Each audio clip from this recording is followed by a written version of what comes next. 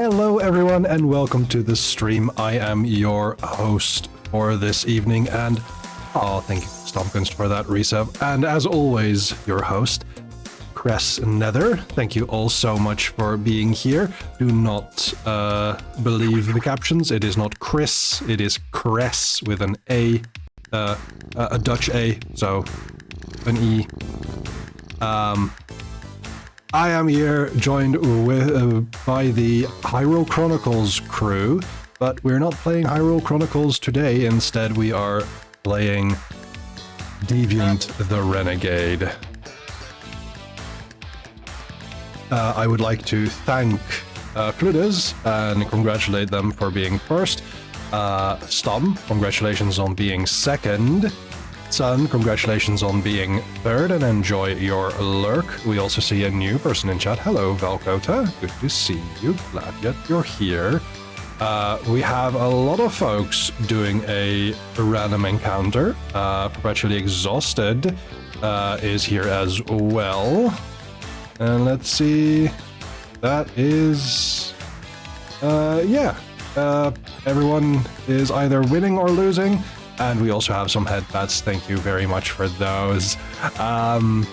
It's very good to see you all. We are going to be playing Deviant the Renegade with storyteller Alvarez this time. Also disregard captions, not Alvarez, it is Alvarez. Captions is trying but failing. So let's just bring up our folks in 3, 2. Hello! Hello! I should be able to hear you, and you should be able to hear me. Yeah. I can hear you at least. Wonderful. I finished my food just in time. Yay! And let me drop the music down a little bit. I'm still waiting for someone to come in, so I will be right back. I need to check again. I'm sorry. It's okay. No need to apologize. And yes, Valkota, we do indeed have a kitty, maybe multiples, depending on whether or not Baloo is going to be loud. He's sleeping right now. He's sleeping right now, okay. What's up? That's nothing. He's sleeping. Session 0. Yeah, I can toss that to you.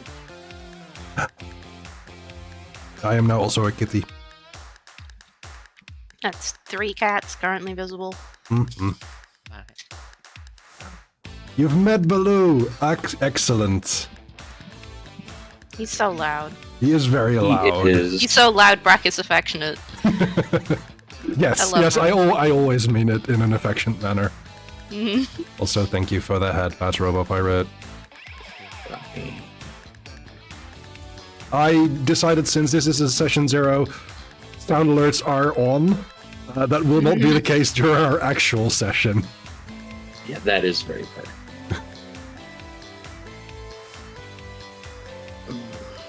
But yeah, I appreciate everyone doing the random encounter. I know it's going to it looks very basic right now. You'll just have to keep on winning and stuff will happen. It's only once daily redeem, so I can't. No, I lost once, never again. Oh no! That does remind me. I want to build another redeem where it is more costly, so it'll cost more copper coins, but it allows you to train and give you like a guaranteed bonus on the next time. It gives you more plus however many times you click it. Yeah. Yes. So a little bit on the back end of this thing is, if you lose, you get a bonus to the next roll. If you win, you get a penalty to the next roll. Ooh.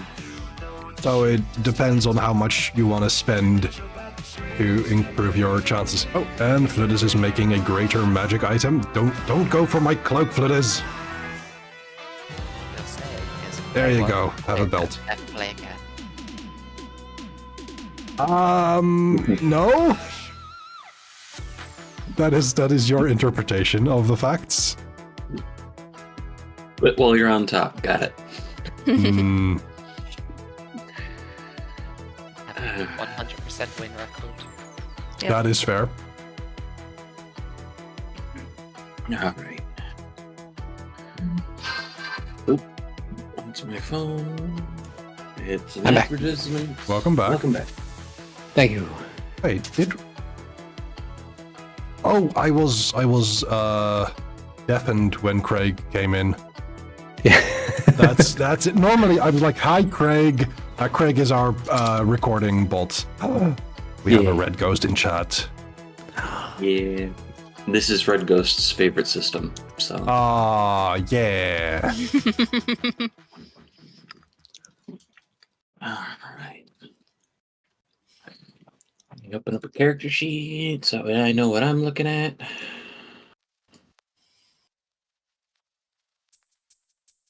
Alrighty. Okay. To keep with the theme of the Hyrule Chronicles crew, I'm just going to put on some Zelda and chill. Yeah, Zelda Chill works. I Yeah. only put on 2 songs on this one, which is ambience and fight music. So that's all that we're gonna have. Excellent. That's all you need. Yeah. Not fight music and fight music. Good old violence. So those are adorable emotes, Tom. I understand why you use both of them. Fight music and fightier music. Mm-hmm.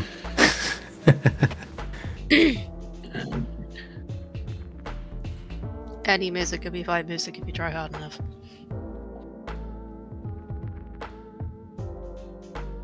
Okay.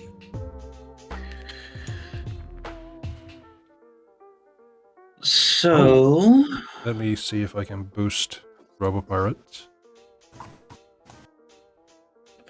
fair. Apparently, you're quiet. Robite's been very quiet lately in other chats too. Hmm. I don't know what's changed with my. Oh.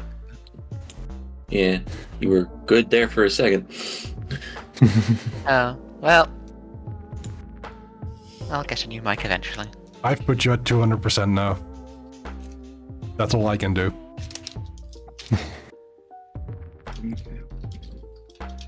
Now, Talk even quiet. we've been playing together for about 7 years. Mm-hmm. We have And played change. various games and change. Yep, and change. We have played various games. We've gone over a lot of safety tools throughout the years in regards to it. I will figure out how to get the safety deck working in case anyone needs to, because this is a game that might need it, given it is a Chronicles of Darkness game. It is a horror game by nature, though it is a monster game, so the stuff is more personal in nature. But that being said, I know wasps are a line, if I Banned. recall correctly. Completely banned. Yep. No. Do not. Does Other than anyone that, else have any lines or anything that they can think of? That would be a no. I will already say I'm not planning on having like any like assault, sexual assault or anything like that is definitely not on the table for me. I was thinking for like I don't expect that from any of you guys, so Mhm. Mhm. Yep, it is still good to say it, I think. yeah. Yeah. And one big thing for myself would be nothing involving kids. My character is 19. Yeah, my character is also college aged. That's fair. Yeah. Mine, I was planning on mine being mid-20s. Okay.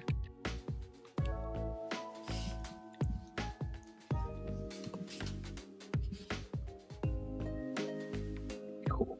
I just wanted to make sure of that, do it a little looser than I usually do it, because like I said, we've been playing together for 7 years at this point. No, that's a fair point. With like in regards to safety tools, especially if you've played a lot with the same group, I think it is worthwhile to mention them every so often. But going through them like step by step and going like very specific, like we must do it this way, that might work best for a game with randoms. Instead of like, well, we know each other, we can kind of like feel our way through. So I think I found the safety deck. Choose. Keep going. Did that pop up for everybody? Let me see. I was looking at the street. Safety deck. I click to keep going. And drag to deal, so I can like drag and drop, and then delete. Okay, stop. Choose. You can drag a thing out. Yeah, it just refills. Okay. Excellent. Is there a way of playing them in a way that is not random? Let me just. Yeah, you choose. So yeah, you click choose instead of deal. Yeah, the window. I see. Okay. Oh, that's really good. That works. That's very good. Let me also show this to others. Yeah. I shouldn't do this in OBS. I should do this with a button so that I immediately move in You the can corner. make sure your stream deck works. Yeah. So we choose, and then drag to deal. There we go. Yeah. Cool. Excellent. Okay. So then with that out of the way, let's get to the fun part and get a character creation. Yeah. For those of you that still need character creation, because some of you got an early start. Some of us are teachers, some of us are teachers' pets.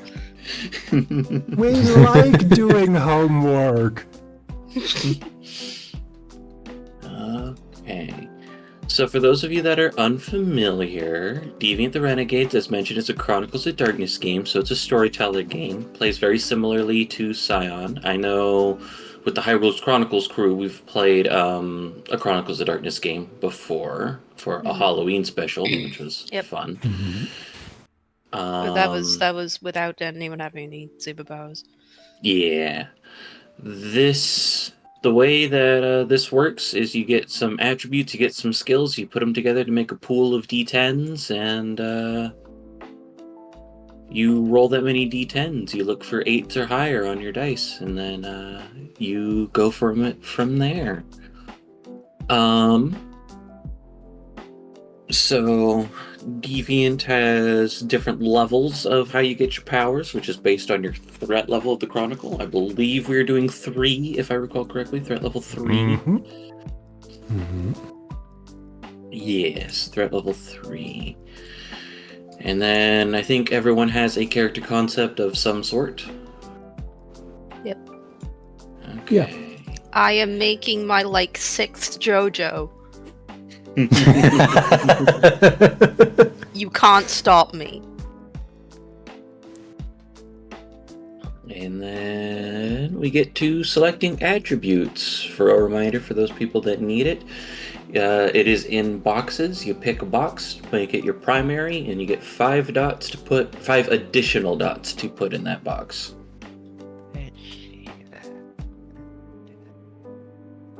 Let me actually show my character sheet. Yeah. I've also changed one word in my concept because it was needlessly negative. Very fair. I went from failed athlete to injured athlete.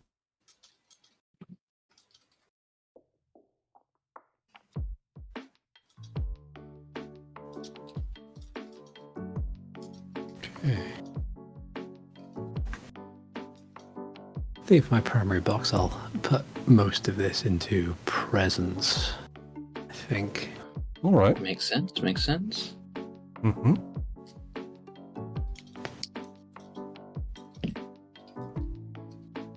big old force of will. Mm-hmm. So we'll put. He'll do that, then that. There, maybe? Nah.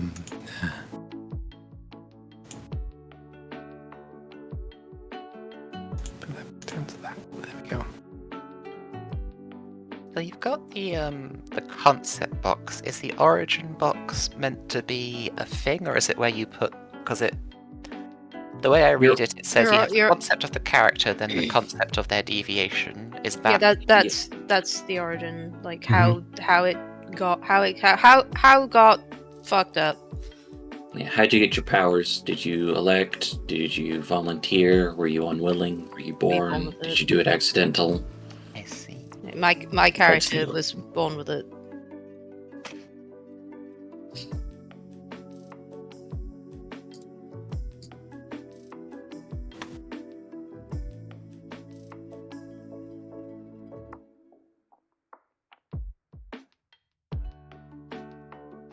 Yeah, what flavor of break are you need? I'm gonna put on some background music for me because I don't have the stream on because I don't like to hear myself talk. Fair enough. Same. I'm on the Great Sea right now, so it's very positive compared to what we're talking about. I have followed Nether's lead and put on some Zelda lo-fi music on loop. Very fair. Realizing that the intensity of my dislike of my own voice might be a dysphoria thing, so that's fun. Yeah, could be. That is quite the realization, yeah. It's a good thing I started voice training. I suppose so, to alleviate that, yeah. Yeah.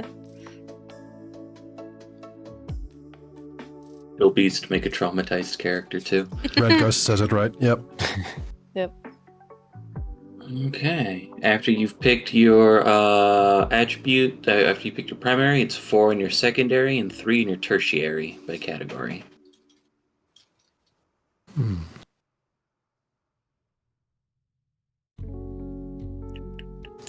Like, my character is absolutely shit at physical stuff. Excellent. My character Same. is Full brain. reasonably okay with physical. All I need is brain. So I hope so. You were an athlete. I were an athlete, yes. My character is basically having had an injury that stopped him from performing in the sport of American Hand Egg Bowl. Yes. American rugby. American rugby, yes. He basically was signed up / was referred to an experimental trial, and got his soul broken, as that happens. Oops. Because in Deviant, your soul breaks and you get superpowers in return, but you're no longer really human, which is the downside. So to answer your question, Flute, is the unarmed attack is filled out. Because you'd fill out something different for your lash. But the aspect for the unarmed attack isn't that it does no damage, it's that it does no additional damage. Okay.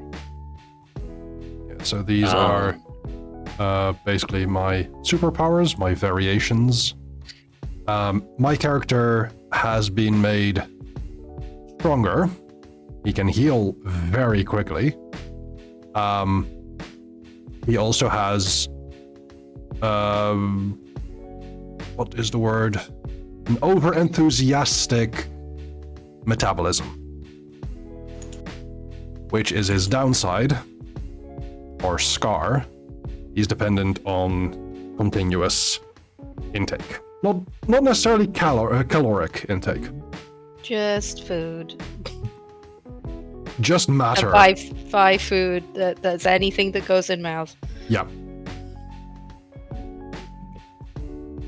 Okay. But Once you've got our attributes Yeah, once we get our attributes done, we go over to skills. Again, we pick categories in primary, secondary, tertiary, and those get 11, 7, and 4, respectively. Yeah, my character, on the other hand, has the ability to see ghosts and the ability to project holograms. And the ability to see things in his dreams, because fuck it. At an extra point, why not? But also, scars make him very paranoid, and if anyone threatens him, the ghost punches them. Yes. 5, 4, 3.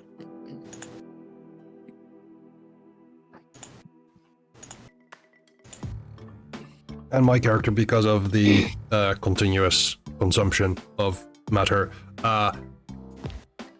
transfers most of the waste energy into electricity. Ooh.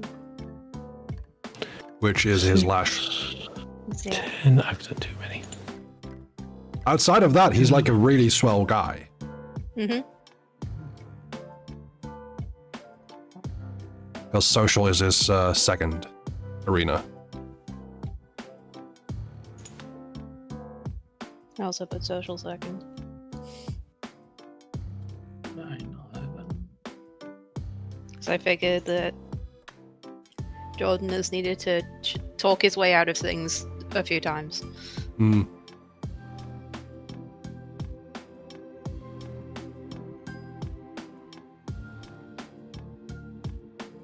Oh, up. That's right. 3, 4, 7, 11, 4. Okay. Excellent. Let me take a look at this one.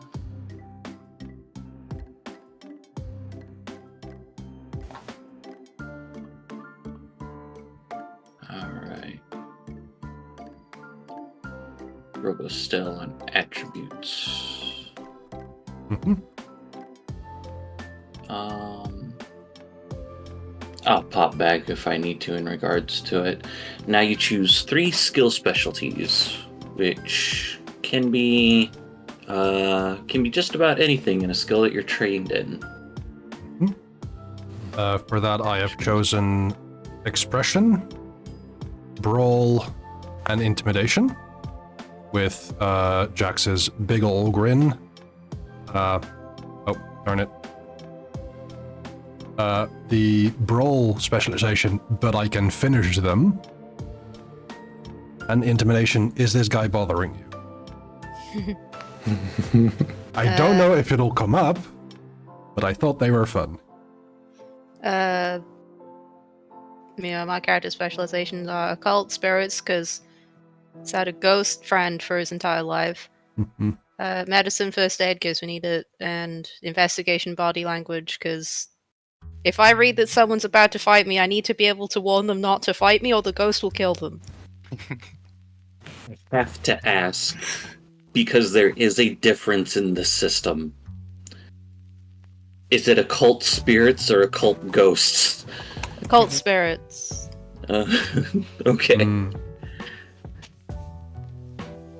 Should I change it? That is entirely up to you. I just I'll there keep is. it as is. I think this is the one I have is more of a spirit than a ghost. Okay. If you have to change some other stuff to make it fit a little better, that's fine too. It's just No, it's okay. I completely Ghost and I were going over some of the ephemera in the Clade Companion. And I was like, oh yeah, that's right. There's a difference between most of these ephemera. Uh-huh. Mm.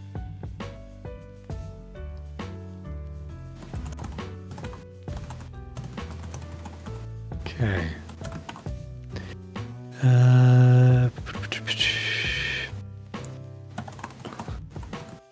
So I've gone for occult, empathy, and expression. Occult, demonology. Empathy, equal under God. and expressions speak from the heart. Although I might switch those two, because they probably actually work better the other way around. Or even Very just changing fair. equal into God to something else. Now I'm going to ask a question because this is Chronicles of Darkness and they have multiple forms of demons. I'm taking it you mean like classic demons, Dante, and dealing with demons and things along those lines. Yeah, from the Okay. Bible and everything like that. Just kind of like... yeah, it's like very much Dante's Inferno sort of thing. The devil from Bible. Yeah. Okay. That was from a Sonic playthrough, right? Yeah.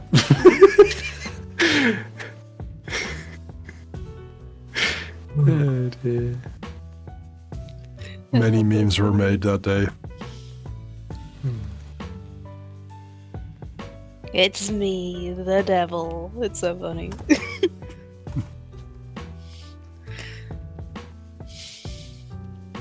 Okay. So now here comes the long part for you, Artie. Mm-hmm. Choose Origin Clade in any appropriate forms. Which you already have the Origin to Pathological. Yeah. And you can save the Clade for last if you want to. I might save the Clade for last. For forms, I'm currently looking at this delightful little book that you provided us called Deviant Clade Companion, and one of the forms in there is Outsider, with one of them being Devil. And the So I'm form I've looking- got is Symbiote, because Ghost. That's fair. I haven't chosen a form, but I didn't see that it was a necessary thing. No, it isn't. Yeah. It's an optional thing. So I will just explain this real quick. Okay. The example the example Outsiders would be you are possessing the devil. Oh! Not the other way around. I see. Fair enough. That's why there's like extraterrestrials, fairies, things like that you can be. Those are what Outsiders represent.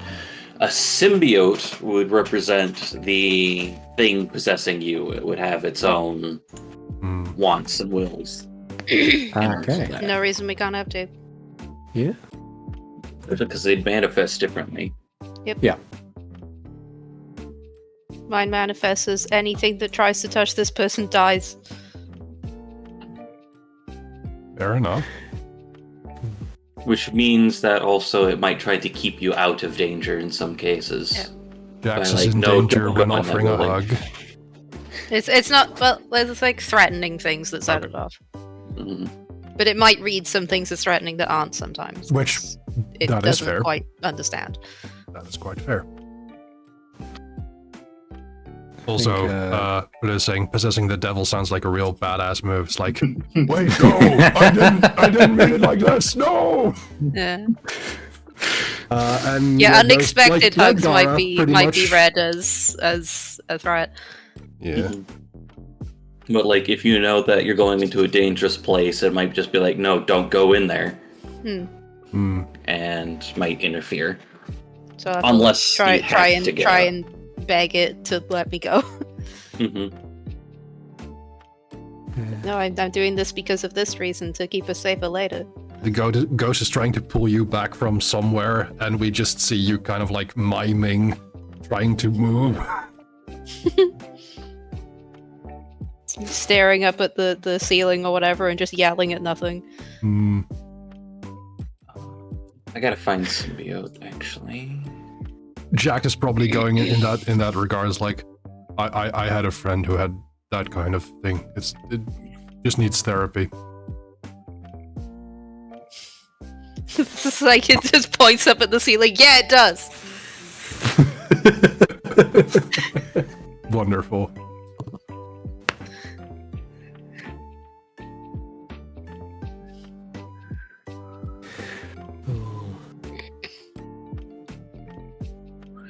If you were curious, symbiote is further explained on page 90.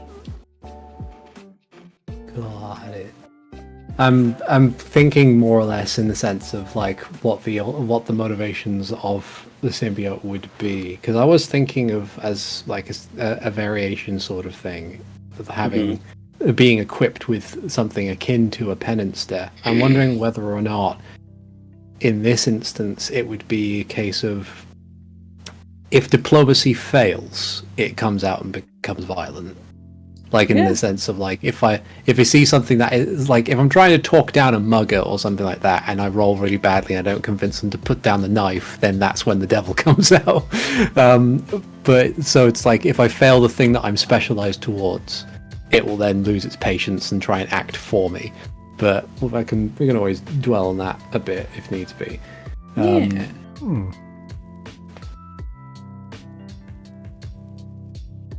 Ghost wants to wants a short story about ghost therapy, and I'm like, I think you can find that. And it's like a psychologist going to call up ghosts to deal with unfinished business. Yeah, I've seen The Sixth Sense. I've seen multiple writing prompts come up with people being like, "Oh, what if you could literally battle someone's demons?" And it's like, yeah. What if? Yeah.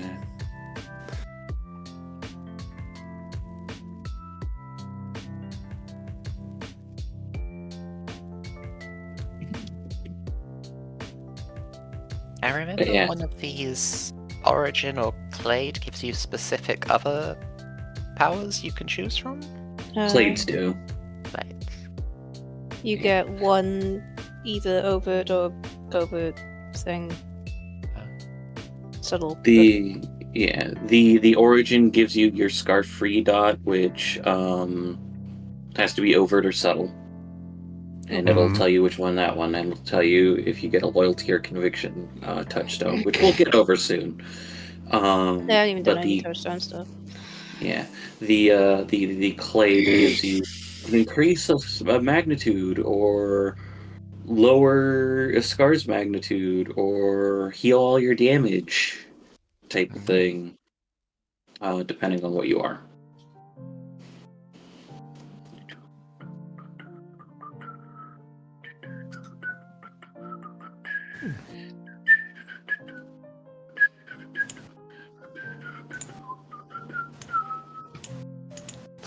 All right.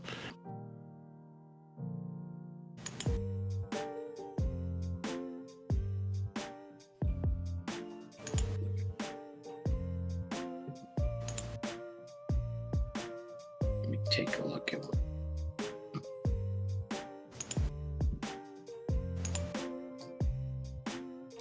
And I was telling Artie before you joined us, if you want to, you can save the Clade for the last step, because you need half of your variations in your Clade or Universal. And so you can just make it so that way you just choose the power at the end if that's what you want to do. I believe that I did that, yes. I think most of Lash Universal and the other two are just physical. They're mutant variations, if I recall correctly. Yeah. Because my origin, kind of like how I became a deviant, is epimorph, which means I volunteered even though I didn't know what I was volunteering for. And then my clade, or what I was turned into, is a mutant, so like more physical alterations rather than being able to generate objects like a coactive. Not generate objects, more like generate forces, I would say. Though I do that as well. Although I don't know if mine should be coactive or the other one. Cephalist? Yeah.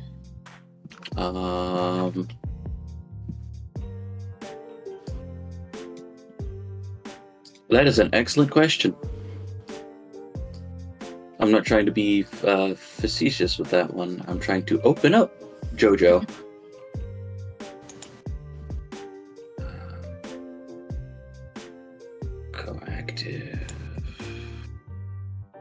quick reference. You wanted it to be coactive because I think you wanted to have some resistance to supernatural influences with the buffed up form of like Fate's Agent. Yeah, that was for the previous version, but for this one, it doesn't really matter. No. Because vampires are not being involved in this story anymore. Not this story. We did have a lot of vampires previously. What can I say? They make great antagonists. They do. And Charisma was also kind of like... Charisma was made because of a vampire attack. The vampire didn't make her. But they pretty much did it to themselves. Oops.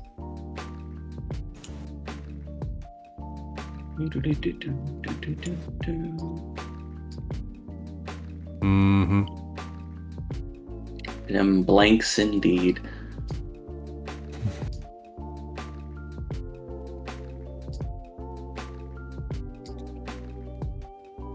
I still have to get through the audio logs of Hunter the Parenting. Yeah. Some of them are really good just to have in the background. Yeah.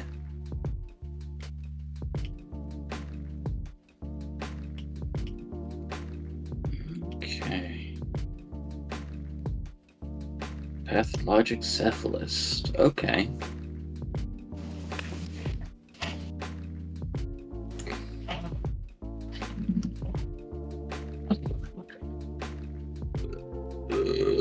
Excuse me. Gesundheit. Okay. And once you have all of that stuff done with your clade, your forms, and your origin, you get to do your variations and scars. That's the bread and butter. Your superpowers and your whatever the opposite of superpowers is. Drawbacks. That's what I usually refer to them as. Your super drawbacks. Yes. So I'm going to copy and paste a chart in here. I showed it to RoboPirate much earlier because we were talking about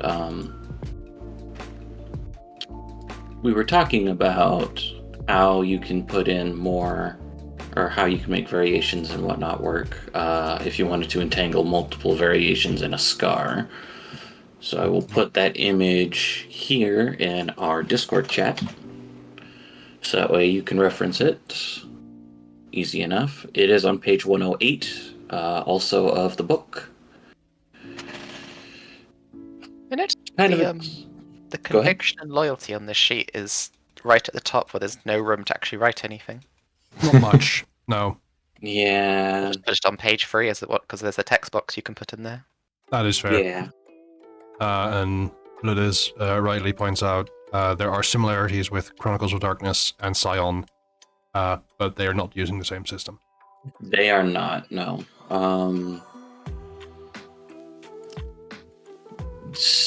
It's definitely inspired. The analogy, yeah. The analogy that I would use would be like Pathfinder and D&D. There's a lot of overlap. How they roll is very similar, but at the end of the day, the systems are very different, especially in how they're played. Mm-hmm.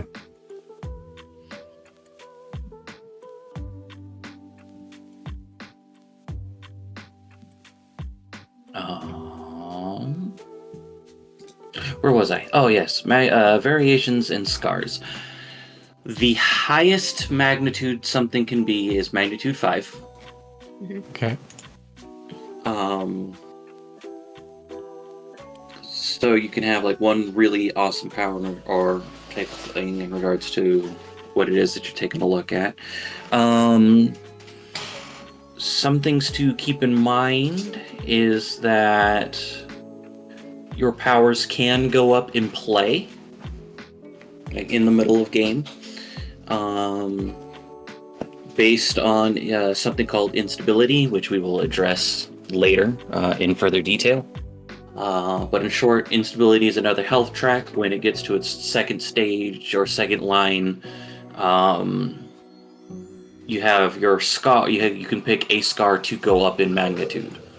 If that scar goes up in magnitude, all variations tied to that scar can go up in magnitude as well. Type of thing. Nice. But you'll have to pay for that in experience. Nope. Nope. Nope. Oh, right. That. Yep. It has been a while. If you choose not to put those variations up of magnitude, you can spend 4 experience to get a variation of any proper magnitude type of thing. So you can choose to power up your current variations, or you can wait and pay for a new power. That is correct. Okay. Then I've got that.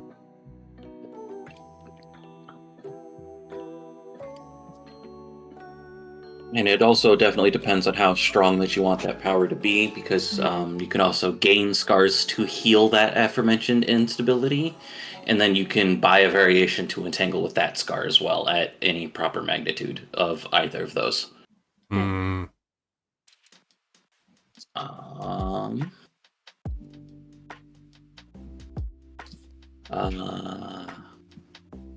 There are some keywords of scars and of variations. I'm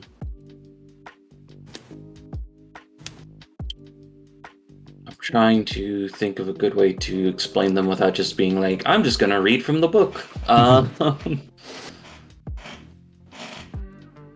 I would say there are aspects of either scars or variations that can be triggered depending on situations. So, in my variations, for instance, there is, let's see, Lash has discrete and toggled as keywords, which means it's toggled. It isn't always on. Whereas rapid healing, I believe, is always on, and I should put the keywords in there, actually. So, if the variation is persistent, which means it's tied to a persistent scar, which means that the persistent scar is always affecting you no matter what. Like my paranoia. Yes. It is only active when the character chooses to activate it, which requires an instant action unless it's also reflexive. So that would be... It would take your action to turn it on, unless it's also... unless you can use it as a reaction to... Yeah, like my Lash has Change it. the quick deviation, which makes it activate as a reflexive action. Mhm. So that my ghost can punch faster. Yeah. Discrete is the variation only grants the specific abilities of the current magnitude rating and does not grant lower magnitude benefits type of thing. You can buy that multiple times. So you can buy multiple different lashes and have them have different effects if that's something that you wanted to do. Like using the devil here as an example, you could have a penance stare one, and then you can have one where you're throwing fire, just as an example.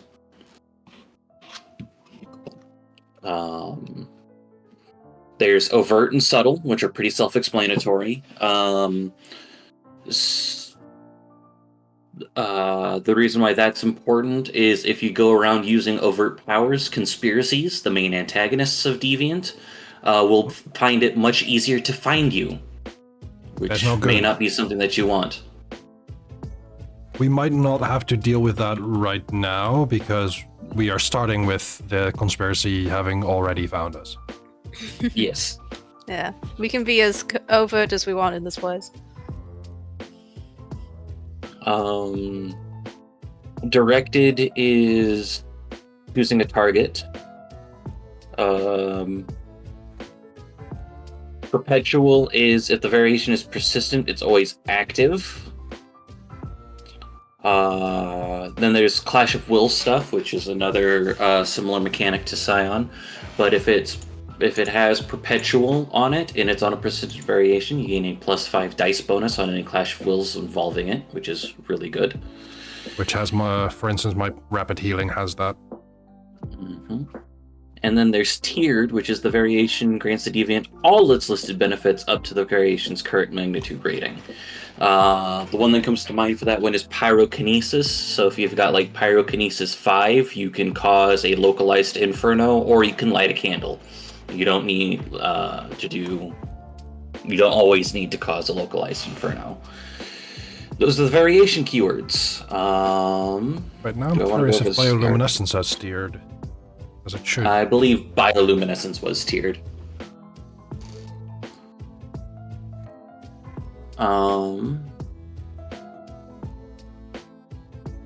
Scars will have keywords such as mental, physical, or social. Those are going to affect what attribute pool you use for them. I'm not saying that you have to play into your strongest pools, but it will make things easier for you if you do. I think all mine have gone to mental. Yeah. It might be fun to have somebody who's not very physical have a few physical variations, because they kind of fumble a little bit.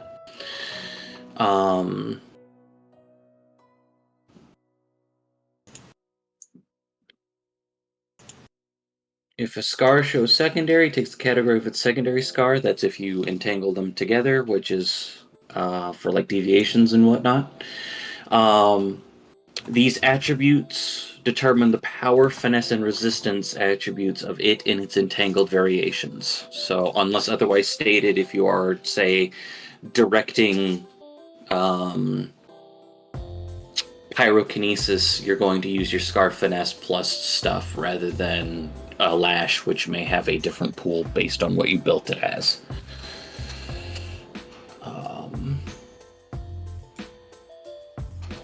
Scars also have overt and subtle, which is the same thing as variations. Some scars have some of the optional keywords with directed only, which it can only be entangled with directed variations. Perpetual only, same thing with perpetual. Repeatable, you can get multiple of the same ones, and toggled only, you can only do toggled variations. Those are the scar keywords. I will let that digest for a moment before I go on to scar, power, finesse, and resistance.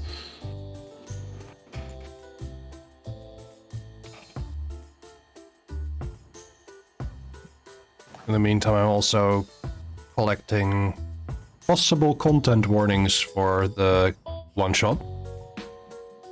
So far I have ghosts, ghostly or demonic possession, dysregulate eating, violence, confinement, abuse, because I don't think the conspiracies are going to be friendly.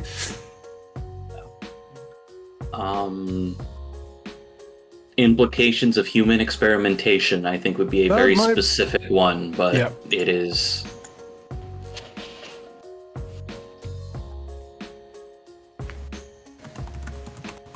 That's a fair one. Yep.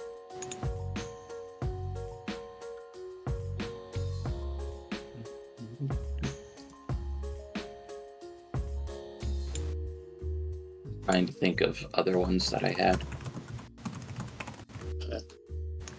I don't think... something involving gore is a good point. I was going to say I don't think that we have anything, but we have somebody who literally bites people. You can channel it through your lash and not bite people, but I don't know how you want to sit there and do that. That is entirely up to you. My idea for my lash, because I have as a note that it is a burst, and it can behave like a flash of lightning a la Force Lightning. Okay, so that's the lash. I didn't know if you were channeling inhuman digestion through it. I could, I think. I don't know if that's necessarily... Oh, I don't have that, I believe. Okay, cool. Because I was thinking like there is kind of like the chain of powers is he heals rapidly, he must eat, he uses his inhuman digestion for that, and that causes that power buildup in the scar that is released with his lash. Valid. Oh, Artie, while you're thinking of scars, Yes. part of the thing would be you could have an involuntary stimulus, which is what Danny has on for the ghost to attack on its own. Oh. Interesting. If that's the case, I might entangle that then that way as opposed to... Yeah, awesome. Thank you. You're welcome.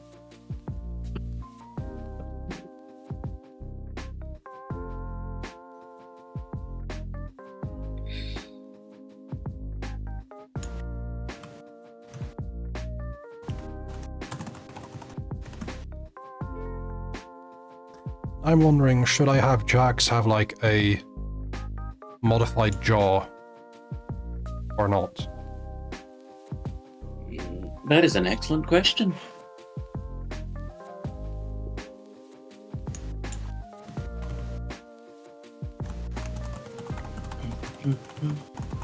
Maybe I like the image better of just a regular like Doritos built guy that is eating a baseball bat as a corn dog.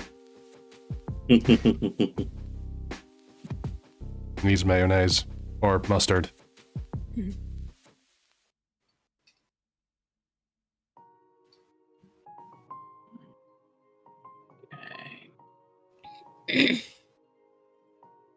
My character's power buildup is sometimes the ghost gets bored and just starts doing illusions by itself. Ooh. Okay.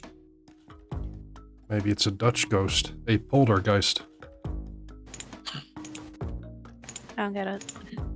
We have lots of polders, which are dried pieces of sea that we now use as land. We have gentrified the sea. Okay. Still don't really get it. That's fair. I meant it as a joke as a poltergeist. Okay. Okay. So, I'm going to go over Scar Finesse, Resistance, and Power right now, while we're sitting there and thinking about things. Scar Power is not used part of any dice pools. It determines the overall potency of the variations variables type of thing. So it would be if you have an aura, how much stuff that affects in that aura. If you have, I think you're able to generate illusions, Danny. I think it depends. I think it that also has the aura tag. Okay. Yeah. I gave that the aura variation, so I could have a bubble of things happening instead of just one thing. Very fair. The Scar Finesse roll is probably what you're going to be rolling most often. Mm-hmm. That is Scar Finesse plus Variation Magnitude plus Acclamation, which none of you should have any Acclamation at the moment. You are mostly new Deviants. Mm-hmm. Or you're beginning to explore more of that power in the case of people who've been born with their powers. Mm-hmm. I've only just started to get a handle on how to actually use it. Mm-hmm. But that is what you would use to like target somebody with your variation itself.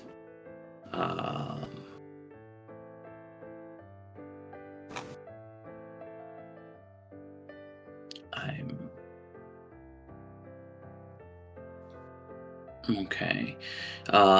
They do get a chance to try to resist it with a resistance plus supernatural tolerance roll to avoid its effects, which is usually the same resistance attribute that your scar is tied to. So that would be their resolve, their stamina, etc.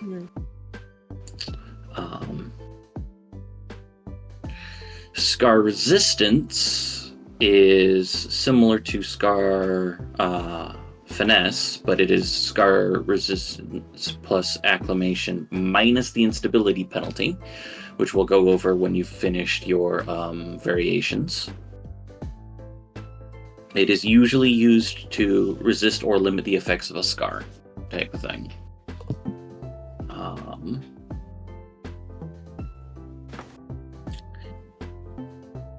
Since two of those are rolled actions, I am looking for.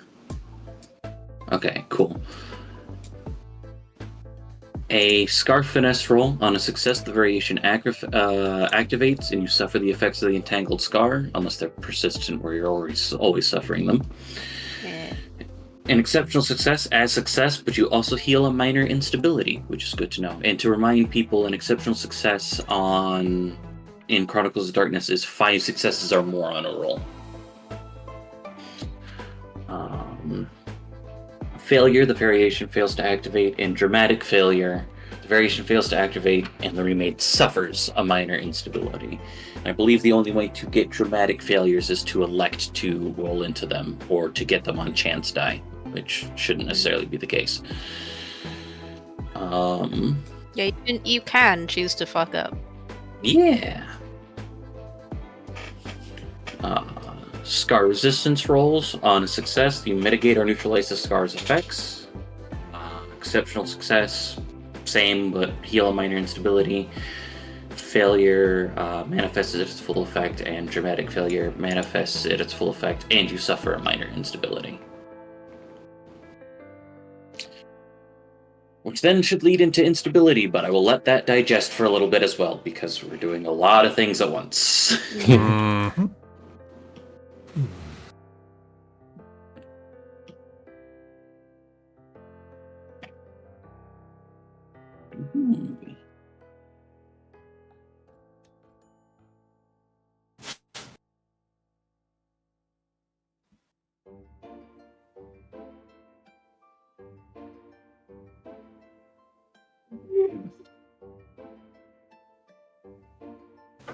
So I know RoboPirate earlier made mention that the Conviction and Loyalty doesn't have much space to write down your touchstones. Mm-hmm. I was not anticipating seeing page 3 for Conviction and Loyalty. Just written in the little thing on there. Yeah. If you're looking at my one, I added those. Yes. Yeah. Because I don't have them. I will add them. Yeah, you can put whatever in there. On my I have not yet. on my first few sheets, I ended up putting like full descriptions of all my powers in there. Because I didn't know how to get the Scars and Variations page to work.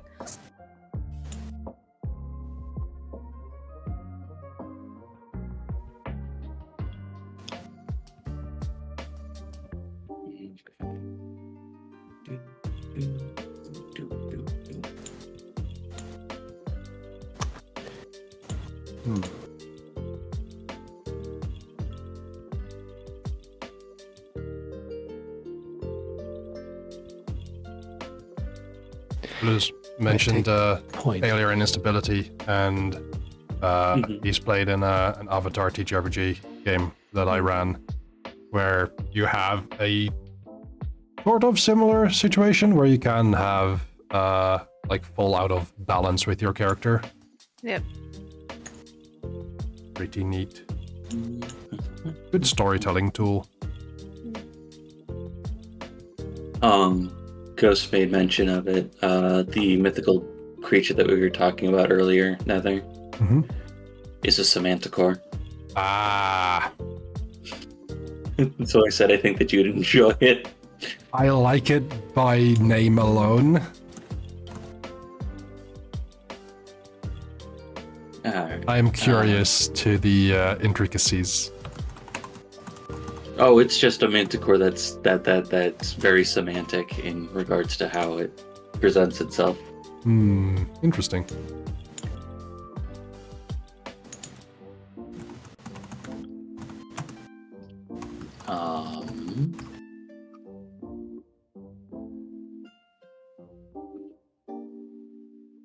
Ah, I see you also have a gun lash.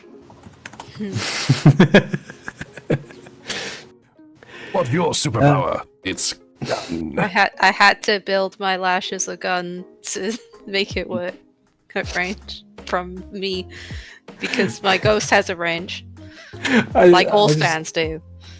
I just looked at the bit. I was reading the lash bit because it's admittedly a lot of text to get through with lash. But I was I got to the bit where it's like choose a skill to go with it. I'm like, I have put no points in any of the skills required to use lash, so I just did a quick rearranging as to use one, and I chose firearms because it's going to be at range.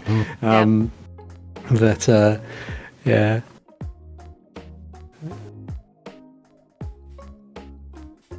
I just added to the lore of the Semanticore.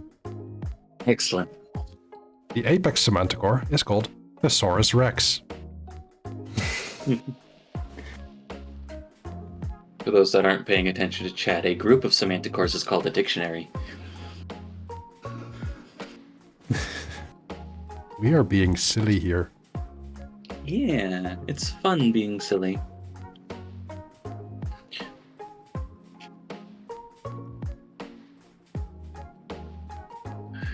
Okay. Thank you for the headbutt, Sunberry.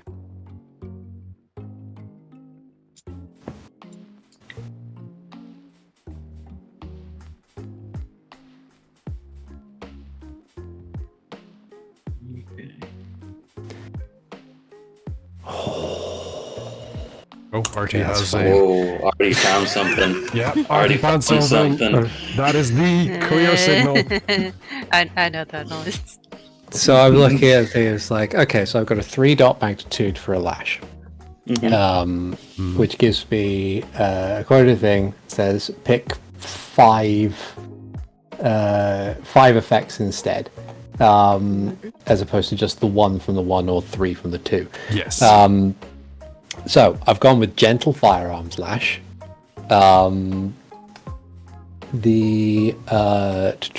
It's insidious, so it requires resolve as a defense. It's immolating, so it sets them on fire. And I've just found channel. The other variation that I've got, creeping dread, is a directed variation. Okay. Yep.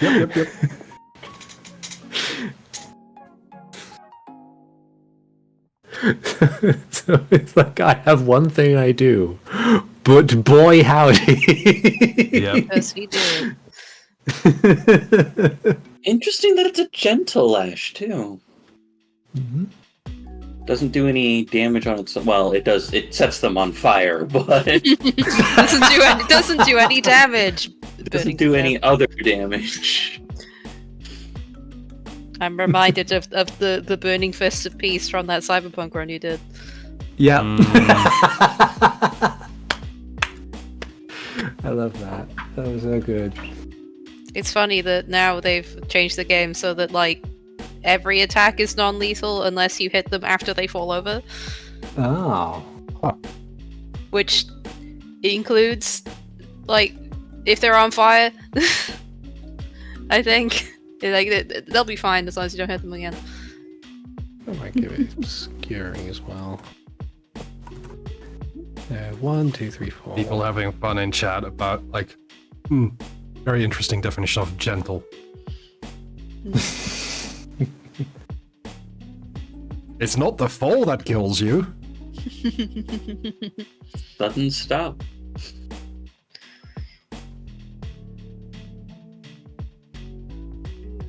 Okay.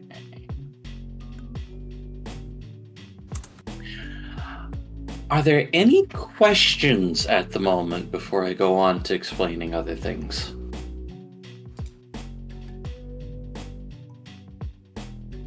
Excellent. Like, I have most of my character figured out. I just need conviction touchdowns, which I don't know yet. I might have the one question though. I remember you mentioning half of your variation dice pool needs to come from general ones, and the other half from your clade. I think Creeping Dread is universal, right? Yeah. Oh, Creeping Dread is a cephalist one. Lash is a generalist one. I thought it Yeah, was at least half the dots have to be all- Clade or universal, not. Yeah, Yeah, it's Clade or universal. most of mine are universal. I have one that isn't. One dot that isn't. Yeah. So Fair yeah, enough. you can have Best your case, I last think, 2 dots be in universal. You can have last 2 dots be in your Clade, or I believe you are a cephalist, right? Yeah. And Creeping Dread's a cephalist one. Yeah. So you could grab a mutant variation if you wanted to, Oh. or an invasive one, or a coactive one. Yeah, the rule is Interesting. basically there to go like, hey, if you choose a clade, you gotta pick something from there or make it universal, rather than Fair enough. like Just you can do whatever. rather than building a monk, but actually making a barbarian. Yeah. Yeah. The And it's 7 combined dots, considering we've done the 8 based on our threat combined level. dots. It's 7 dots that need to be tied to scars, and it's 1 free dot. So One you have that a doesn't total of need 8. Got it. Thank you. Mhm. Yeah, the in-universe lore for Deviants is it's really hard. Like, deviation isn't a science. Hmm. It is. No matter how much the people doing it to people would like it to be. Yeah. So you can't really, like, another exorcist that goes through the exact same process as you might get, might Psychic become a powers. chimeric instead of a cephalist and just take on more characteristics of a devil rather than be possessed by one type of thing. Just as an example.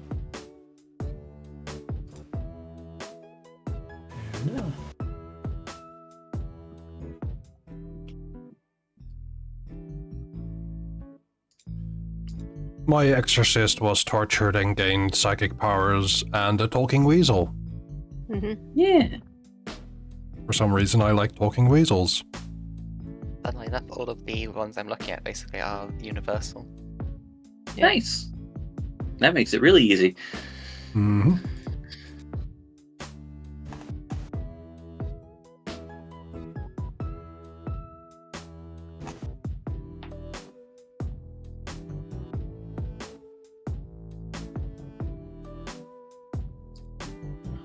I realize that I'm probably going to have another talking weasel soon.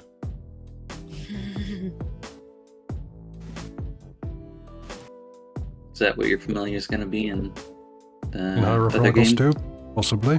Yes. Am I going to name them Renji? Maybe.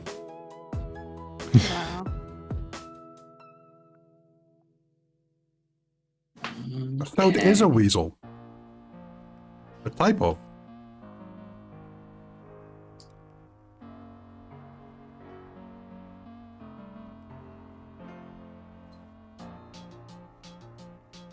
Yeah, Ghost did have a robot in his head. A robot that told him to make a door with a van in the back of a building. And it worked. It did work.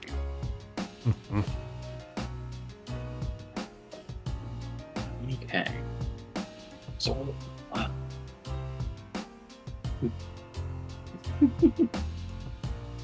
Who's the Fine, it's Semanticore going to be now? a least weasel. Okay. So, I'm gonna start talking about instability while we're sitting there going through some stuff anyway. The best way to think about instability is it's an additional health tracker. It represents how much your soul is breaking. There are 3 types of instability. There is minor, moderate, and major. Or medium type of thing. Moderate, or minor, medium, and major. They are represented like health, with slashes, X's, and asterisks, respectively. And stability equals 5 plus your acclamation.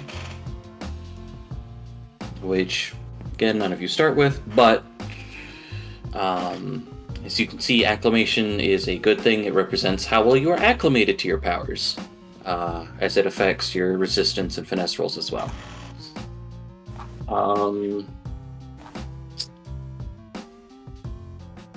Every minor instability in the last 5 boxes of your stability is what is the instability penalty on your scar resistance rolls. That would be medium or higher. Every medium instability that you gain in those last 5 boxes, which we only have 5 boxes at the moment, will increase one of your scars' magnitude by 1. So if that's something that you want to do, you might want to be searching for medium instability or layering up minor instability. Major instability in those last boxes increases a scar's magnitude by 1 and gives you a new scar.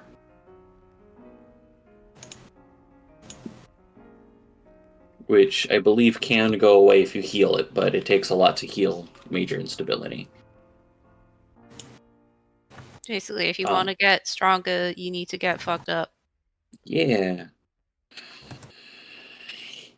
If your track becomes full of major instability, you get a condition called end stage, where you get really strong and you're able to fuck up a lot of shit, but if you don't deal with one of your touchstones afterwards, you die. Or like end stage capitalism. Yes. But it just much like end stage capitalism.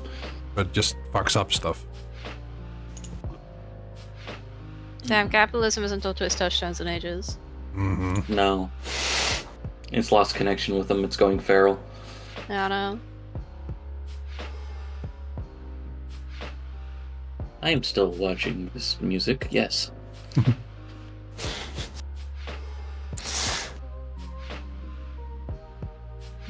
Okay. Do-do-do.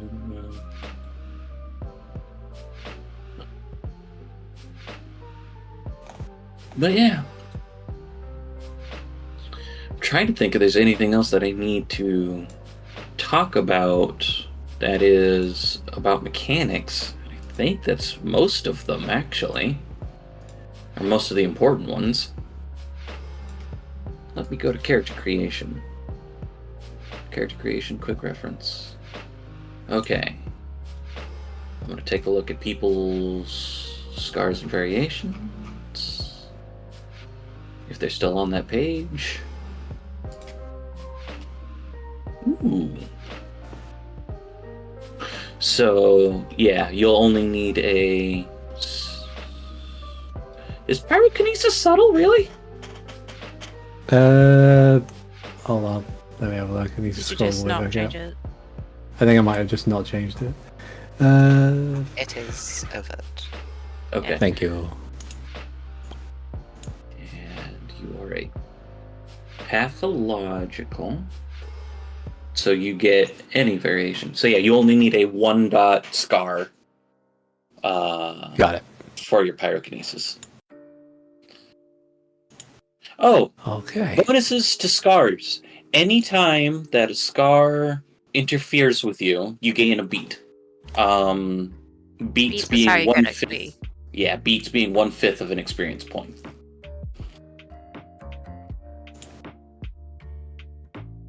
So that's why the magnitude 1 variations aren't necessarily, or the magnitude 1 scars aren't bad in there when you elect to, and any other time that it messes with you, you get more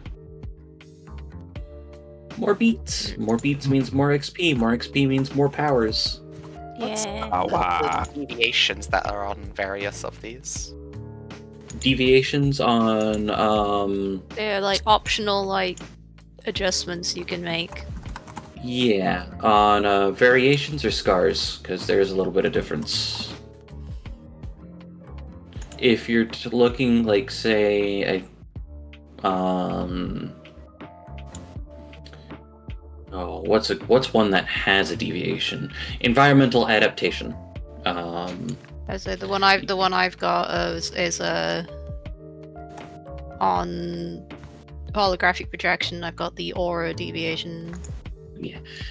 You can pick up a deviation at any time in regards to its magnitude. So you can have a magnitude 2 variation where it's the magnitude 1 effect plus its deviation.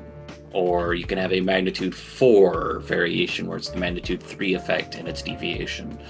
Or magnitude 2 effect and 2 deviations if it happens to have 2 deviations, and they're not exclusive. Scars work similarly, but their deviations have further rules, and they are standard deviations, or they are stuff for like how common a weakness is.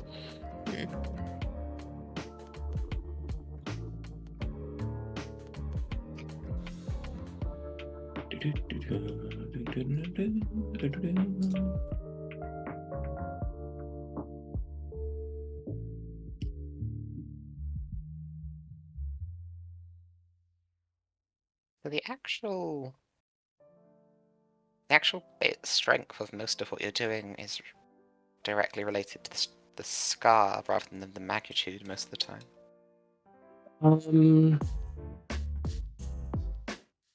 Yes, and like the scar definitely chooses kind of what attributes that you're focused on.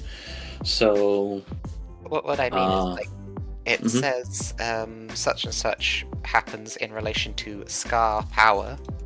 Yeah, scar power is because the scar chooses what the attribute is tied to, or what attributes it is tied to, and it's definitely like the language is definitely scar forward, drawbacks first. But like if you have social, for example, let me open up this sheet again, so that way I'm not messing with other people's things. Your scar power would be presence if the scar is social. If the scar is physical, your scar power would be strength, and then that's what kind of affects that. If you want one to look at, you can look at mine. I'm not touching it right now. Okay. I have another sheet. Okay. So like pyrokinesis, as was mentioned. It says at magnitude 1 you can affect flames, does not exceed half scar power. At scar power 5 you can infect an inferno. So scar power is the number of dots in the scar or something else? It's something else. Oh. The number of dots in the scar's magnitude. Scar, so say that you tied your pyrokinesis to conspicuous appearance as an example. Yeah. Conspicuous appearance can be a physical or social scar. You would pick that when you you would pick that when you choose the scar. If it is physical, your scar power would be strength. So if it couldn't affect more than half scar power, what's yours? You would be able to affect size 1 stuff, or 1 type of thing. It wouldn't make too much of a difference for your social and your physical in particular. Because 2 4s. Because the power is strength and presence. So it'd be 1 and 2. The finesse would be what's dexterity and manipulation, and the resolve would be the resistance would be resolve, stamina, and composure, based on mental, physical, or social as what the scar picks. Which I can go further into detail. I don't have anything going on today or tomorrow, if tomorrow works, to explain some of this again if I need to, but I wanted to kind of go over a lot of this at today, just kind of make sure that it's there. But yeah, so scar power is based on your power attributes, scar finesse is based on your finesse attributes, and scar resistance is based on your resistance attributes. They are chosen by your scar when you get them, because scars will have a mental, physical, or social keyword. or multiple of them, or any, which means that you get to pick. And yeah. I might have to redo my attributes then, seeing that's how that works. Yeah.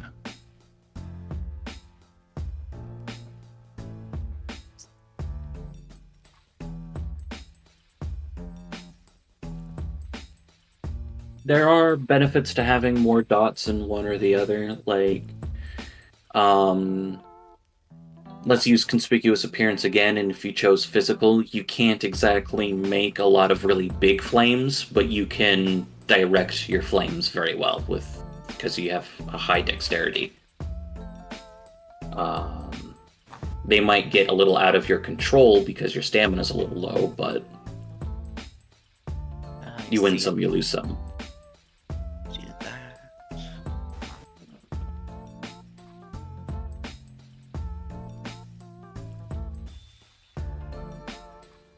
There's so many variations back and forth. Yeah.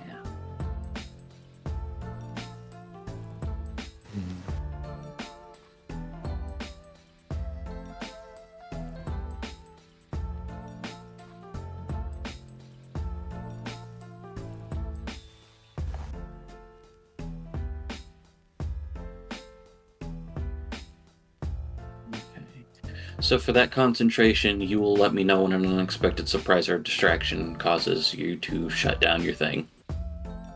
Okay. Sure. Okay.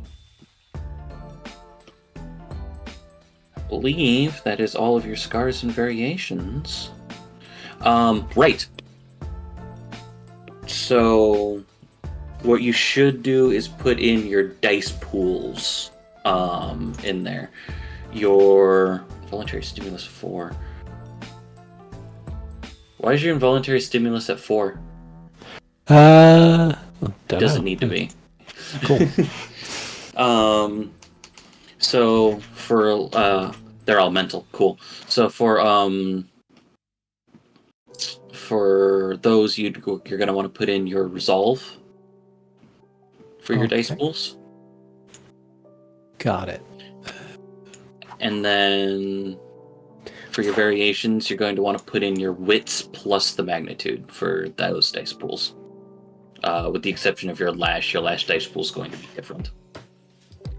Because it's based on your firearms and whatever attribute it said. Is that the same for me? Because I haven't done my dice pools either.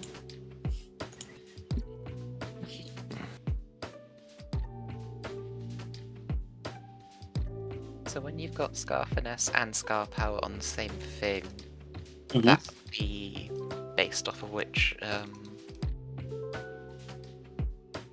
field you choose. Yes. So even if it says any, you're going to choose one field. You're not going to choose different stats in that field. It's just going to be those field of attributes. Actually, so something that has Scar Power and Scar Finesse is quite difficult because you'd need 2 separate attributes for it. Yeah, does it then make sense to keep any as a keyword? Any can be a keyword in regards to it, just that way you know, because it does say what type is on that type of thing already, like what type that you've picked. It's just that way the keyword's there for it. And if you grab it again, then you know when it's on there. Fair enough, yep.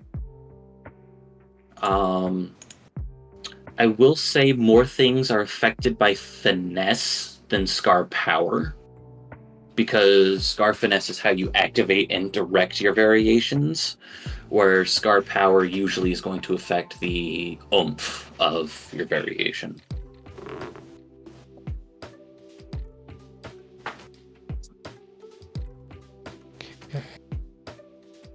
Okay. Character creation. I am going to say, unless you have specific ones in mind, we can go ahead and lightly touch on touchstones. Can we sort my dice pools out first? I did ask if mine... Oh, sorry. I will take a look at that. I did not catch that. Dojo. Scars and variations. Dice pool. Okay, so we have mental. Are all your scars mental? Yep. Okay, so we'll go over to page 1. Your resolve is 2, so go ahead and put 2 in all your scar boxes. Okay.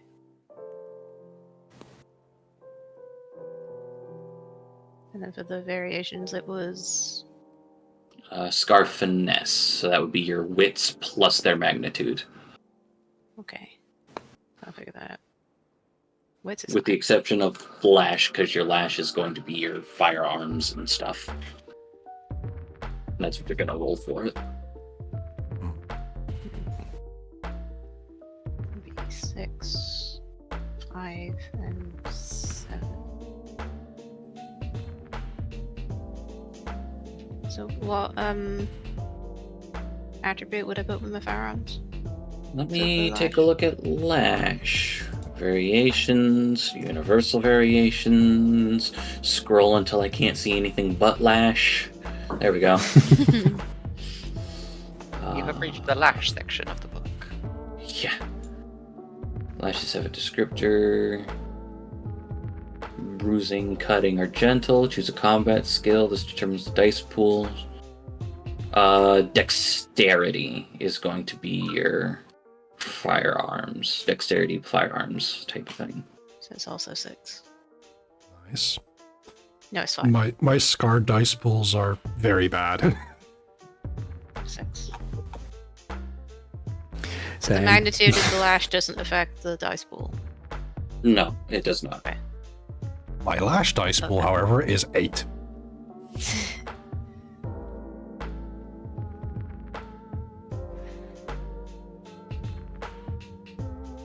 All of my variations are 5, 6, or 7. Yeah? 5, 6, 8 for me. 4, 6, 5, I think. Hmm. 4, 6, 5, what? We're talking about scar resistance and finesse pools that they've put in there. That's what calls it, in their boxes. So that's what their pools are.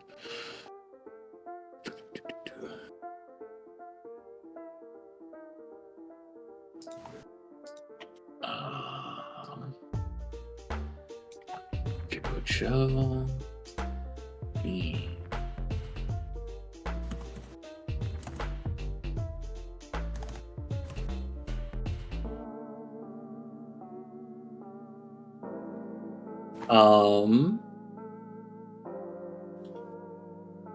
Artie, what is your highest magnitude variation? Or what is the highest magnitude of your variations? 3. Okay, on page 1, you're going to see the stability tracker. I want you to put 3 minor instability in there. Cool. 1, 2, 3. Perfect. I think everybody's rolling chance die on their scar resistance rolls. That's fine. That is fine. I don't even Beats know. for days. I want should that more beats and more fuck it upness from my character. Yeah. What was that, RoboPirate? I don't know which one scar resistance would be off. Resolve, stamina, or composure. God, And then it's based off of the type. Physical, social, mental. Yeah. Okay.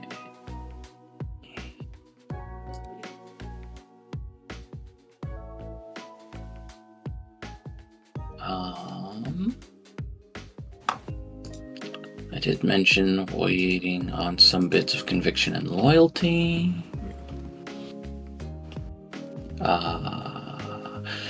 Because we can use those to build parts of the conspiracy. If people wanted to sit there and do that. Acclamation is 0. Okay. Artie, you get to pick merits now. You get 10 dots of merits. 5 dots can be raised. You can spend 5 dots to raise acclamation to 1, or all 10 to raise it to 2.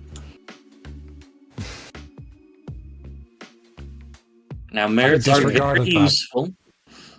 Yeah, merits I have all merits. Yeah. Merits can be very useful, but you can start your acclamation. You can start with some acclamation if you want to. Why do you want us to have acclamation? I'm just saying. Putting the also, when it comes to merits, I do have common sense. The best one. Please, for everyone who's listening, explain the merit common sense. If we're about to do something, I can go, hey, storyteller, is this a good idea? And they can go, no. No, of course it isn't. Armor, the left/right. What's that about? Okay, let me see if I can remember it off the top of my head. Armor has 2 ratings. You have one which is general armor, and the other one which is ballistics armor. I want to say the first one is general, and the second one is ballistics. I could be wrong. That would make the most sense. General, so you apply ballistics first, which turns the lethal damage from gunshots to bashing damage, and then you apply general, which removes damage. Or blocks damage, rather. Soaks. Soak is the term in these games. Soaks damage.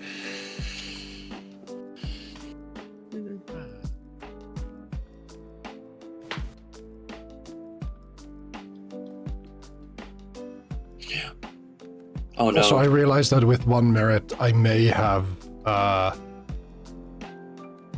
maybe it's going to make things harder on you all. Oh? Because one of my merits is prized experiment. Mm-hmm. They want me alive and unharmed. I'll just change it from guns and batons to tasers and taser sticks. Also, they don't have to get the rest of us unharmed. That's the thing. Yeah, that's the thing. Yeah. Another one that I have is hypervigilance because of the paranoia, and it lets me get 8 again on my dice.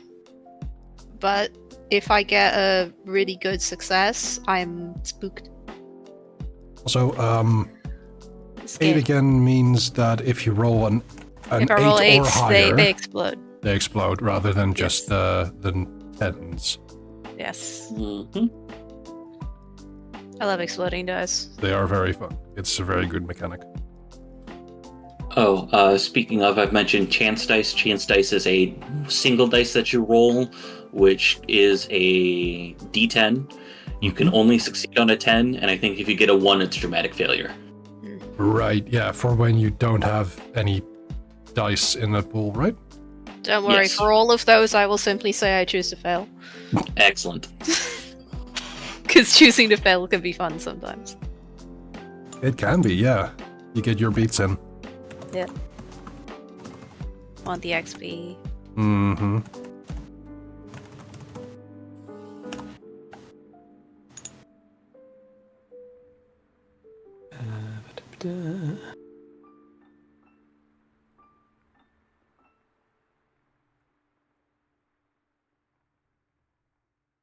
Do 4, 5, 6, 7, 8. 2 more dots for merits.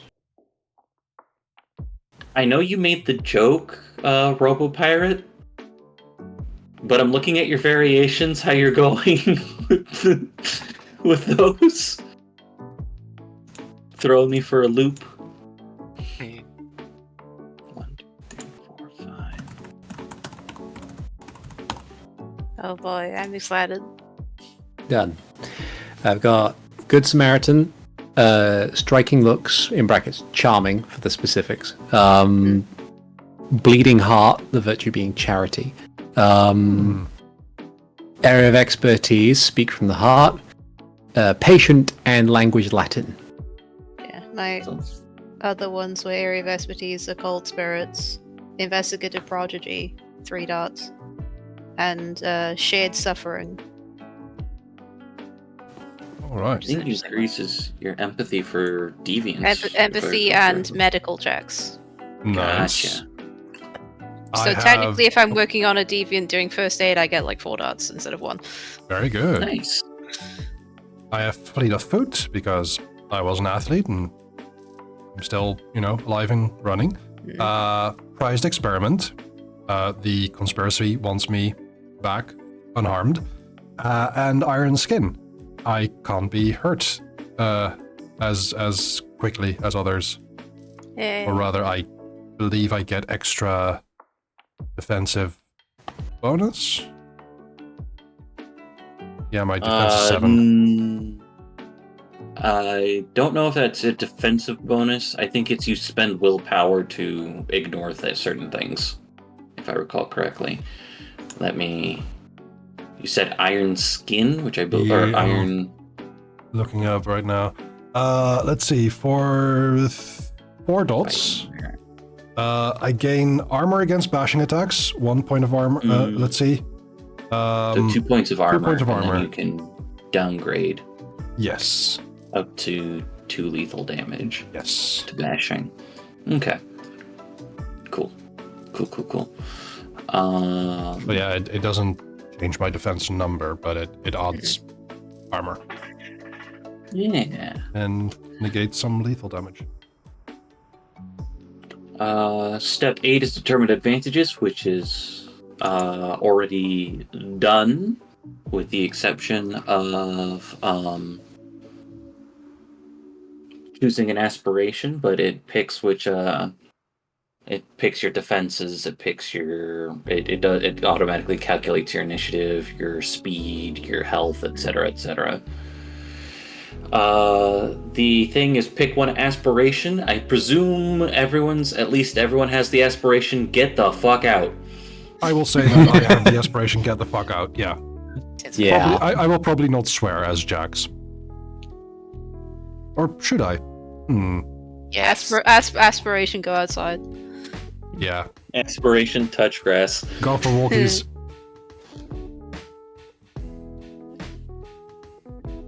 Where was aspiration? Fresh air. Do we have a box for aspirations? I don't think so. I think fine. Just learning to swear? Yeah. I'm as far as I know, like comparatively not very foul-mouthed. I can make a lot of innuendo. That is different, I think. Don't worry, I'll do all the swearing. Okay. Just learning to swear, just like sits there and goes, Rick. Darn it. Close. Don't worry, Jordan will teach Jax how to swear. Okay. When you do a Scar power roll, it's your... You don't do Scar power rolls. What am I thinking? You do Scar finesse and Scar resistance rolls. Do I actually do any rolls of this then?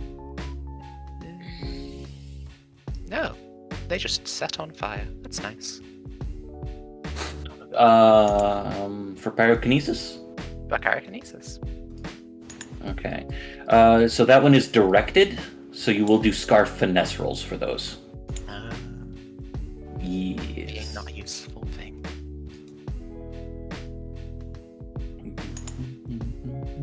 I lowered that to do that. And then Scar finesse is what plus what? Scar finesse is magnitude plus the finesse thing in that plus acclamation. Which your acclamation is currently 0. Okay, I'm getting eventually there.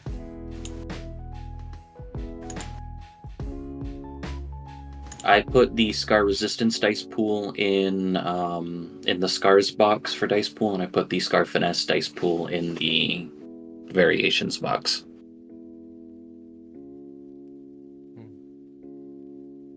Okay, so if Jax is usually very polite and then drops a cunt on occasion, does he view cunt as a swear word? Does he had an Australian friend come over? This is headcanon. This may not be actually real. I'm just memeing in chat.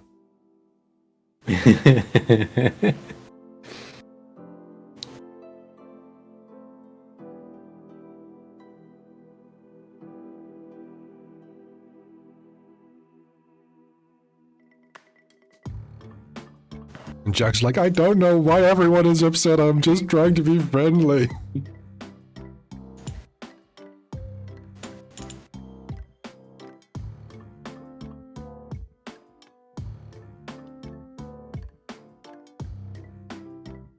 All right, there we go.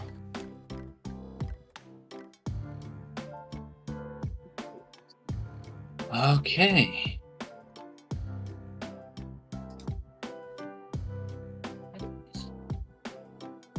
So, let me go over to the conspiracies chapter, because we have to shape the cohort and conspiracy after that.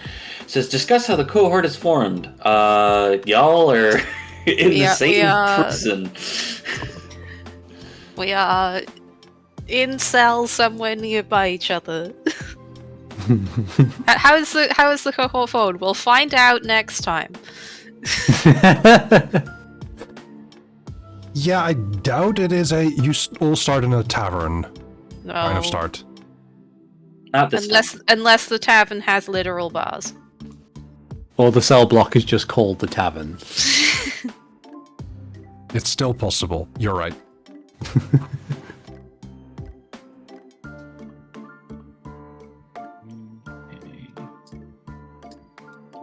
Where is it? There it is.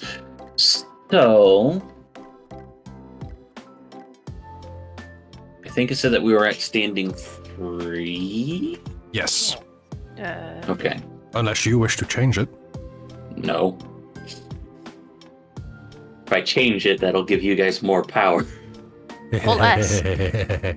Or less. No, we keep it. No takesies backsies. Okay. So the thing that I have decided is it is global but diffuse. Oh. That is something that I've decided in regards to it.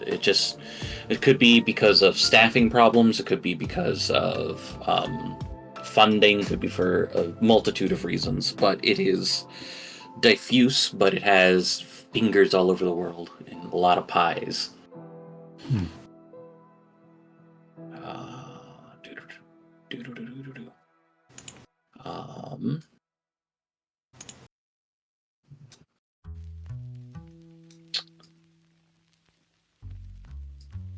So how did here's a good question, and it might be more of a question for me than for you guys, but I will ask it anyway. How do you think the conspiracy found you? Oh, that's easy for me. They found the conspiracy the original conspiracy that had Jordan and was experimenting on him. The cult that he was brought up in, and they just ate it. Okay. They killed a lot of them, added some others to their numbers, and was like, "Oh, you've got your own experiment. Cool, we'll take that." Okay. Huh. Conspiracy notes. 8 occult. Yes. Okay. Whether or not any of that cult stuff is lingering in the conspiracy is up to you. Got it.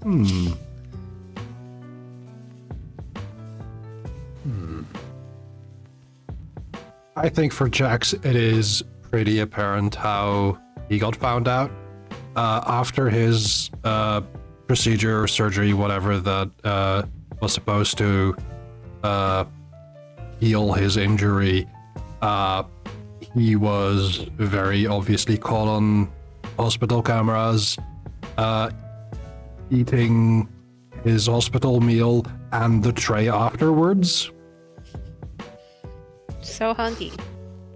He had a case of the munchies. So do we think that it was just like a transfer from one facility to the next? I think that would be the case, yeah. And it's like, and he was very chill about it at the start, where it's like, oh yeah, I guess I need to transfer. Yeah, I need some specialized care or whatever. Yeah, like that doesn't surprise me. Like, doctors should know better. And then you end up there, and they start doing experiments, and it's like, wait a minute. Yeah. Wait a minute, this is not right.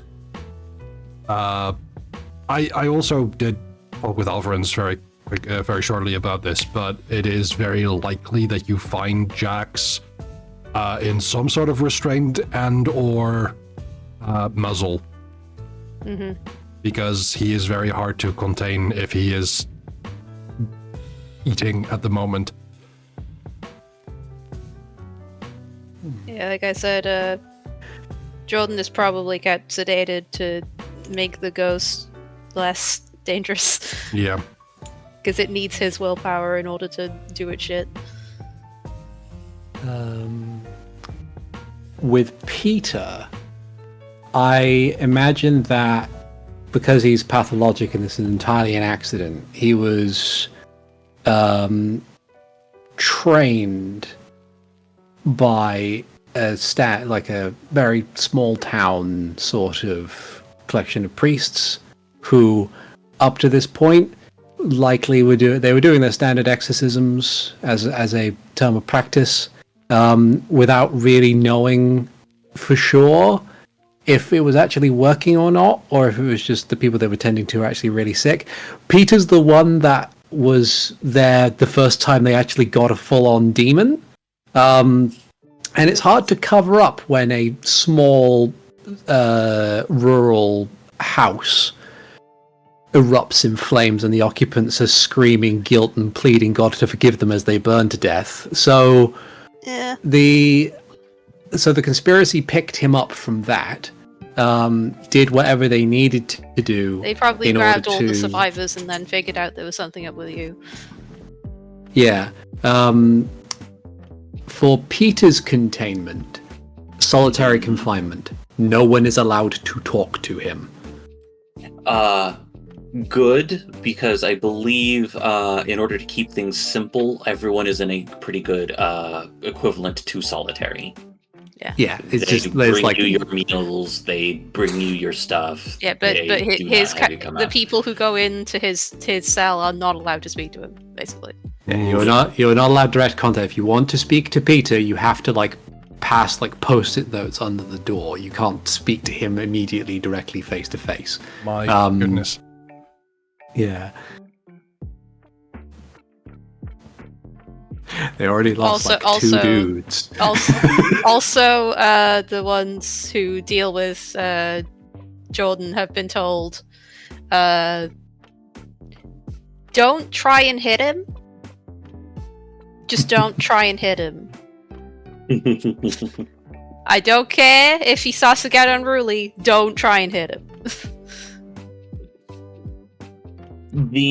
Now, I will have to look up prototypes, and I might build a couple of manticores, but I will say the primary method of containment is just a bunch of fucking dudes. Yeah. I Building was full of wondering, dudes. I did think a bit about loyalty touchstones. Mm-hmm. One of them is his old coach, which he hasn't seen in a while, probably obviously. But another was either a nurse at the hospital where he had his initial procedure. Do you think that that is a nurse that is working at the facility, at the compound? Either would work. Because if it's a nurse that's working at the compound, then... So, part of the reason why I picked Deviant is because Deviant's, what's the word I'm looking for? Has play in it.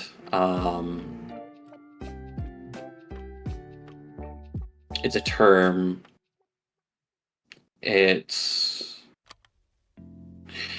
in short, kind of like the way that the story kind of rotates in a gameplay loop. There it is. Okay, yeah. The standard gameplay loop for Deviant is that you find out more information, you can attack that information type of thing. Yeah, okay. So I presume, if we need to revisit these characters because, say, Artie, you want to take a longer break, or say you might not be feeling up to, or you might not be feeling up to running a session 8 months from now. Just as an example, we can revisit these characters if you're still feeling up to play, type of thing on those particular days. Yeah. Cool. Thank you. And I'm okay with that. yeah, with the gameplay loop being what it is, you find out more information. So, like, say, second or third session in, you've gathered more information about the compound. You want to assault the compound. Well, now that there's loyalty touchstones in the compound, you're going to have to protect them while you bring it down. Because if you lose a loyalty touchstone, you get faltering and you get bad effects. Let's say that I don't know her last name because she actually works in the compound. I only know her first name, Nurse Agatha. That is a loyalty touchstone within the compound, because she is, to Jax, the only person who is actually somewhat kind. Yeah.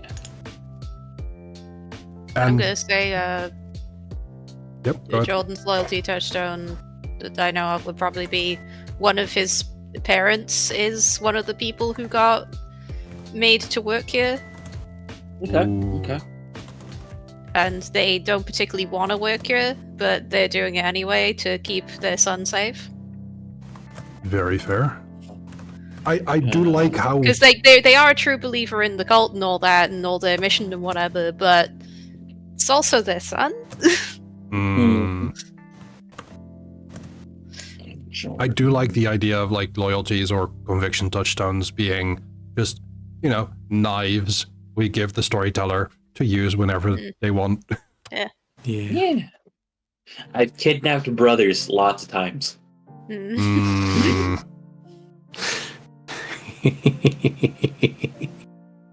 I don't know if I've killed brothers as often as you... I don't know if I've kidnapped brothers as often as you've killed fathers, but I've kidnapped brothers a lot of times. Well, patricide is my main go-to. It keeps happening. It has happened, but he got better in Hyrule Chronicles.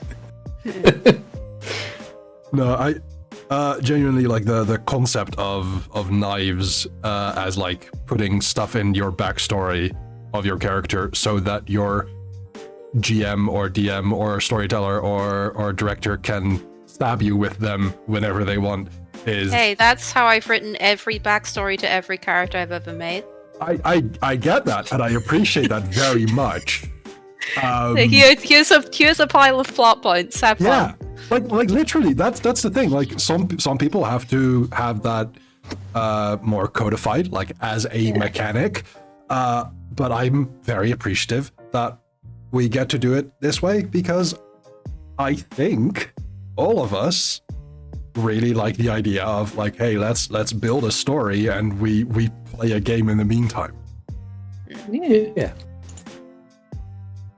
Also, yes, Velcoda, in Hyrule Chronicles, yes, my dad, my character's dad actually got better, as in we brought him back from the dead. Yeah. We punched him back to life. It was funny. We also diffused a lot of daddy issues with that one moment, to be fair. And our adoptive dad. You can't forget our adoptive dad. Yeah, he also kicked the bucket. We did do that, and we, like, in the epilogue, we brought him back. Yeah, he came back. Okay.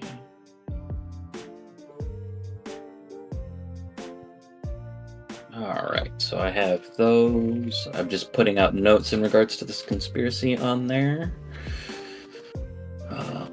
I'll have to pull up my Hyrule Chronicles Conspiracy Interactive sheet that I have somewhere to finish that up. But yeah, let me take a look at some of these things. Are there things that you want to visit before we do our one-shot in 2 weeks' time? Things that I want to visit. Oh yeah, it's almost been 2 hours, hasn't it? It's almost time.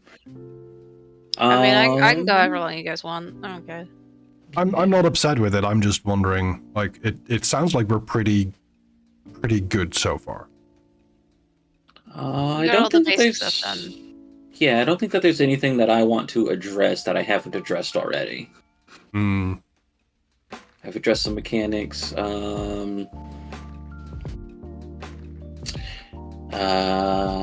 will... No, I won't say. I'll just keep that a surprise. Alright, keep your secrets. But I want to know.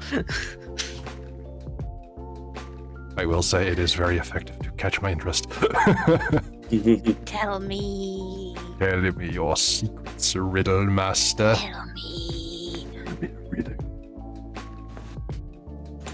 Okay, there may or may not be some Easter eggs for you two and especially because I really do not want to make everything from scratch again.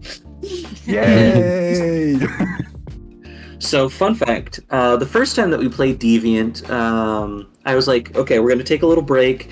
Let's encourage let's encourage you guys to talk about your characters and stuff like that. And I ended up making 4 conspiracies with 4 people's worth of touchstones and 4 gosh, what was it? I think that was it. But 4 full conspiracies in like 3 days time. Ooh. Wow. Which was a lot. But I it worked. also remember that we had that one game of, hey, actually, let's be the bad guys. That one was fun, yeah. I don't know if I could do a sustained campaign with that kind of scenario. No. I could only play bad guys as it's the reason why I find it so easy to DM when it comes to being evil. Like I can only play bad guys if I know they're going to get their comeuppance at the end. Yes. Otherwise, I just feel bad. Yes. I think I'm much more interested in doing an evil one-shot than an evil campaign. Yeah. That's very and fair. Generally, so the way that this was I took a lot of the heads of these conspiracies, and I made character sheets for them, and I said, so in order to enrich the story a little bit, you guys are going to play these characters for a one-shot. Mm-hmm. And they played them, and it was great. It was fantastic. And then I was asked never to do it again. I mean, I'll do it again.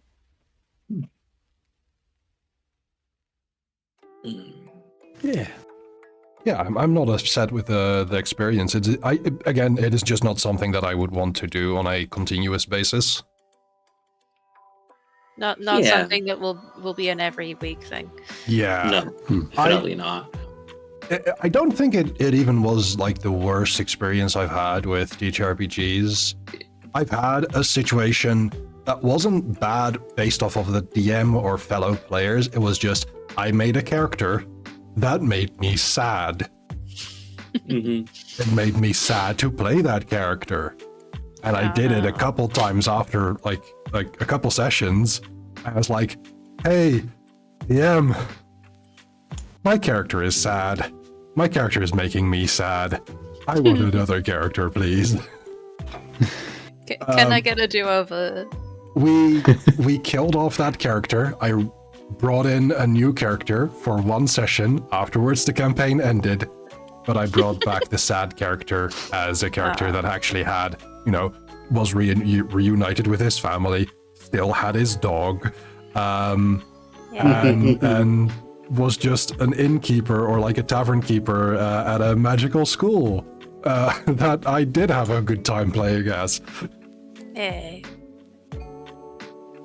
But yeah, no. The only reason why I would do a is have you guys play the bad guys is for story purposes. Yeah. So that way you guys have the whole picture if your characters don't. Yeah. because I think the entire point of that one was to tell you guys that the himbo of the group was captured. I think was the entire point of that one. Yeah, the friend who you weren't allowed to kill. Yeah. Yeah. Oh. I was allowed to turn him into a deviant though, and I almost did. You almost did. But then my character went and got herself killed fighting a horde of zombies. Yeah. Red Ghost chiming in. Love playing baddies. I know you do. How's the arm? Well, at least your baddies are armless. No, they still have one arm. Okay, mostly armless. Mm-hmm. For reference, so in Deviant the Renegades, you have Renegades, which is what you guys are playing. Mm-hmm. And you have Devoted, which would be deviants that work within the conspiracies type of thing. They tend to be flipped on conviction and loyalty, and there's other small mechanics here and there, but not going to get into too far into that. You can see how Renegades might really not like working with loyal people. Mm-hmm. Red Ghost was playing a Devoted. That we didn't know. Or like the we characters knew at a didn't certain know. time. Yeah. We definitely had a lot of this stuff talked about above game. Mm-hmm. And Danny's character took that character's arm. He did literally ask for it. But Yep. Danny took that also, personally. Sam really wanted to rip off that arm at that point. Oh, yes. She was very angry. Oh. She took it personally and she took it literally. Mm-hmm. Because Ghost's character had been feeding information about her to the CIA, who were her conspiracy. Mm-hmm.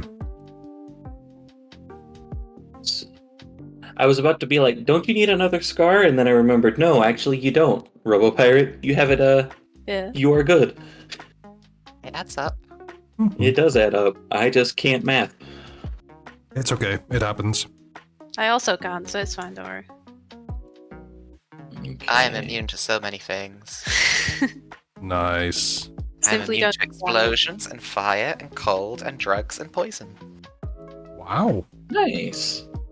And also immune to leg breaking, arm breaking, blinding, or being ill. Lots of things. Did we hear about RoboPire's character, how they got into the conspiracy? Not yet. I was giving RoboPirate some time to finish up. Oh, okay. I'm well some behind doing stories. things. Oh, no, that's okay. Eight. I'm just curious. I do not mean to rush. Probably go Chimeric. Where do I put that? There we go.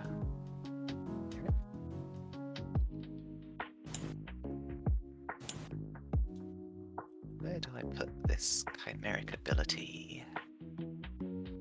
You might need another box for that one. Is it touched on in greater detail beyond the thing where it just says can temporarily suppress a scar? Somewhere it is. Let me see if I can find it for you. Oh, there it is. 1 per chapter reduces scar's magnitude to 1 until the end of the scene. Spend will power to suppress additional scars. Suffer damage. I feel like that's still a shorthand. I'll need some.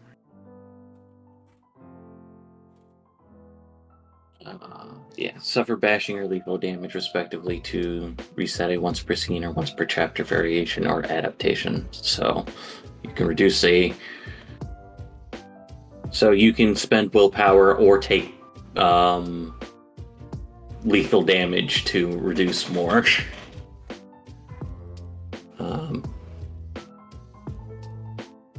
To reduce more scars if you so choose.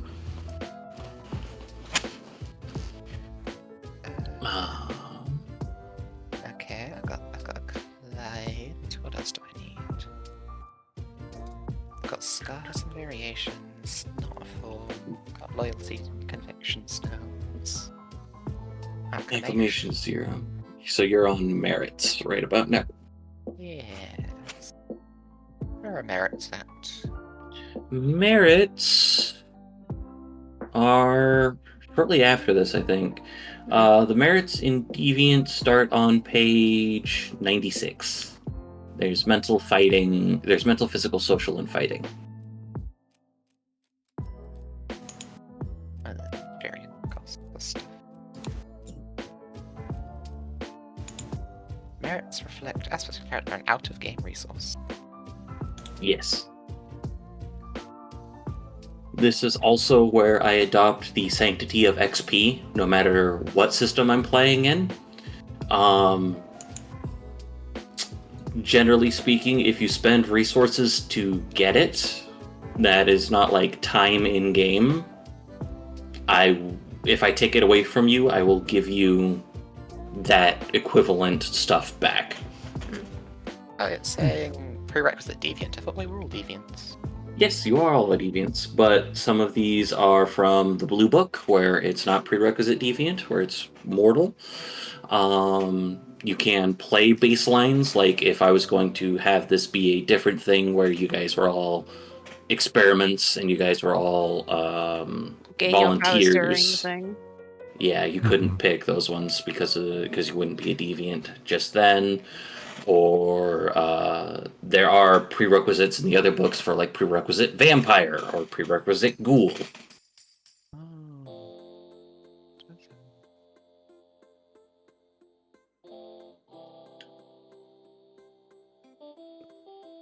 Also, might change my skills, realizing I'm not actually going to use athletics for lash attacks since I've chosen pyrokinesis instead. Very fair. Athletics was also allowed for ranged lashes, so I'm using that definitely. Or at least I read that it was the case. I think it's dexterity athletics. Yeah. Go back. For range ones, it's either athletics or firearms, I think. Yeah, and I chose athletics and for melee ones, it's brawl or weaponry. Or weaponry. Yeah. I have a little bit of physical, like melee ability with brawl, but I mostly throw ball, and by ball I mean lightning. Ball lightning.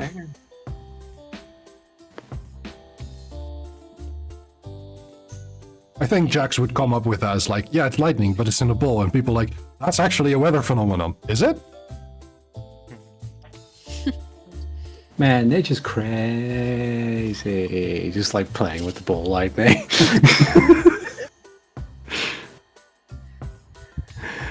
Oh, dear. Interesting. Just, do you want to have a go? Throws at someone. No!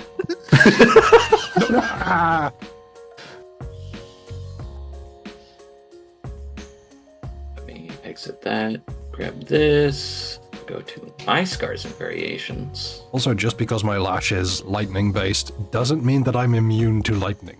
Is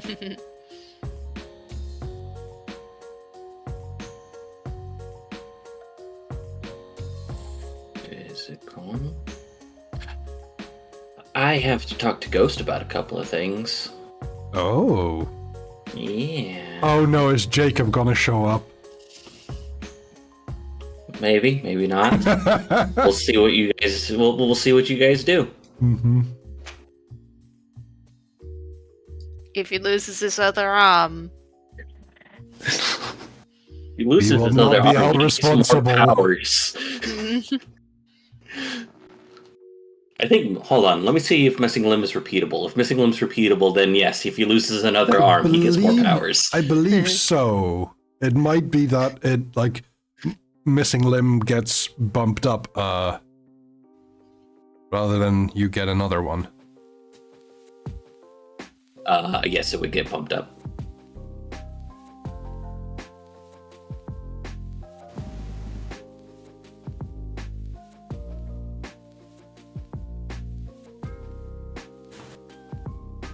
You could take all four and make it magnitude 5 instead.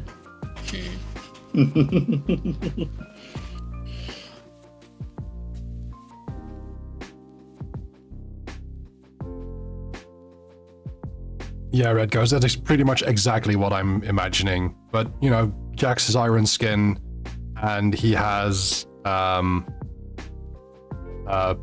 rapid healing, so he's not too bothered. Kind of like, yeah, it stings. Mm. He may have light and frost scarring over most of his body.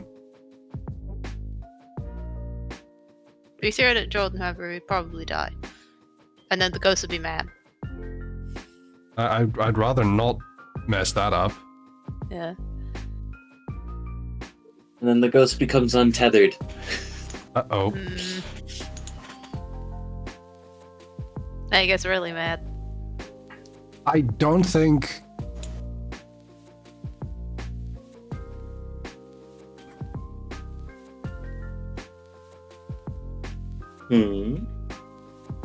I don't think Jax is unintelligent or slow in that regard. Yeah, no, we are just joking around. Yeah, it takes some time for him to kind of connect dots, but he's not going to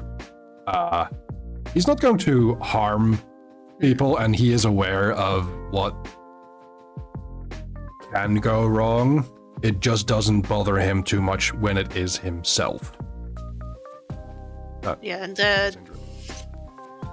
Jordan will make it clear that any threatening things will cause problems once he actually meets you. Yeah. Because he doesn't want his ghost to hurt people. That is fair. I basically built him around the first episode of Part 3 of JoJo. where Jotaro had no control over the stand, and it would just punch everyone if they tried to hit him. Okay. I think, because I don't want to keep people too long, and I know it's a little over time. So I think if we want to, we can call it here, and we can finish up some stuff either after in private or just kind of vibing if people want to. But I know that while we might be okay with stuff, it might be a good idea for length purposes to stop recordings. Okay. All right. Oh, but yeah. Thank you. Yeah. So I will get to shaping the rest of the conspiracy. I do have everything prepared, so even if I slack off and don't quite finish the conspiracy itself, the session 2 weeks from now should go off without a hitch. All right. Yay. And as a little heads up to folks, after the Deviant game, we might be diving into a Stargate game run by yours truly. Maybe. Yeah. Because I did see that Roll20 does offer support for that. Yeah. Excellent. All right, in that case, I am going to get us sorted for a possible raid. Alvrans, thank you so much for being our storyteller / teacher for Deviant the Renegades for today. Of course. And I would also like to thank Articulate T, Danny Cat, and RoboPirate for continuing to play games together. And Thank I you hope, as well. of course, it's my pleasure. And with that, let's go into this scene, as we are going to find a raid target that, let's see, we can vibe over at. Ooh. Headpads didn't really work for Hardy. That's interesting. But thank you for the headpads. Let's see. We have a puzzle game, a co-working stream, 2 co-working streams actually that we can go to. Someone is doing prep for Dungeons and Dragons, and we have a Majora's Mask randomizer that I see that we can raid into. Does any of that sound interesting to anyone?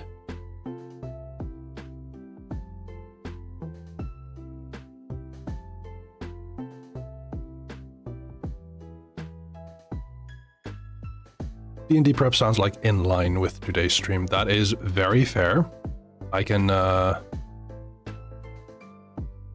interesting. I can get us there. I have raided into this channel before, Mendari. A streamer who talks about D&D almost exclusively. She enjoys homebrewing and prepping for games. It is a bit busier than what we may be used to, but it is a good time. Let's see. Currently, seems like they're talking about Unearthed Arcana, so like not yet official content for D&D. I don't think I will be staying for that, but it is interesting to see what they come up with. So, you're getting a message to copy. If you want to join the raid, you don't have to, but you can. And I hope to see you all this Friday. I will not be streaming on Wednesday. I have a busy day of doing other projects. But yeah, I hope you all have a lovely rest of your day. If you don't stay, that is absolutely fine. Have a good time, and I hope to see you all soon. With that said, I have been Cress, I am Cress, and I will be Cress Nether for at least some time. Goodbye, everyone. Have a good time, and I appreciate all of you. Bye!